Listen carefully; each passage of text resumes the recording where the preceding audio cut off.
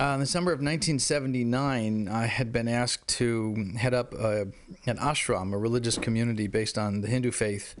This was outside the city of Philadelphia, and there might have been 50 or 60 residents there, families, and some young students, some older people, kind of a real working community.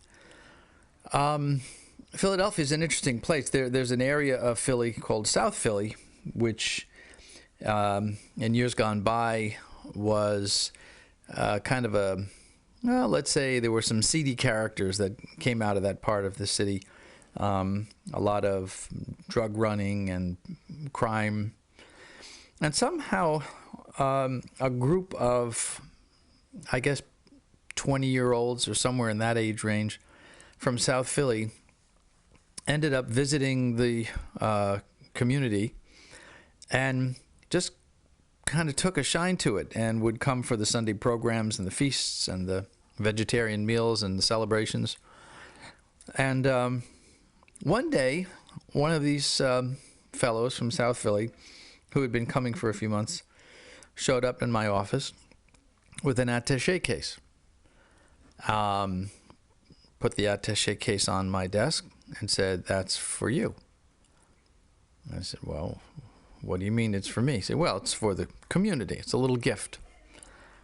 I opened it, and there was about $200,000 in cash. Now, I knew where this had come from and was faced with an interesting dilemma.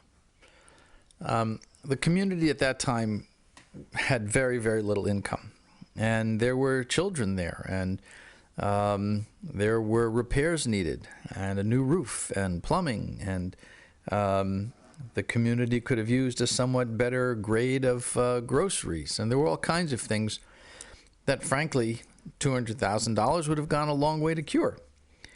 And I was faced with the challenge of figuring out what to do. Well, here were the external considerations, and then I'll tell you what the internal consideration was. The external considerations were, one, I know where this money's coming from, and I don't know what the consequences are going to be if I take it.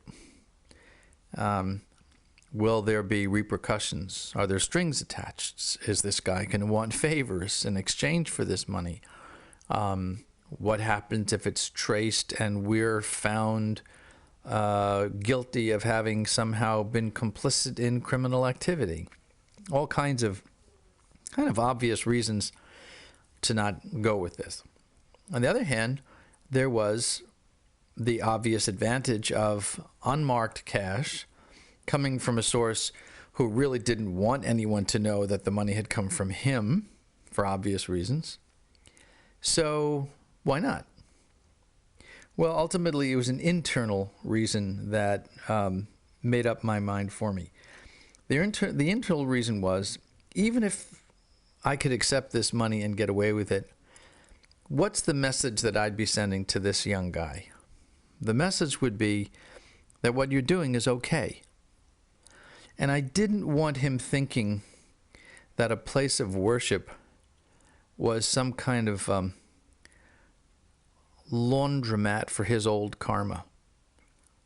It would not have been at all good for him. And ultimately, the money was given back. But as you can tell, here it is 30 years later, I'm still thinking about it.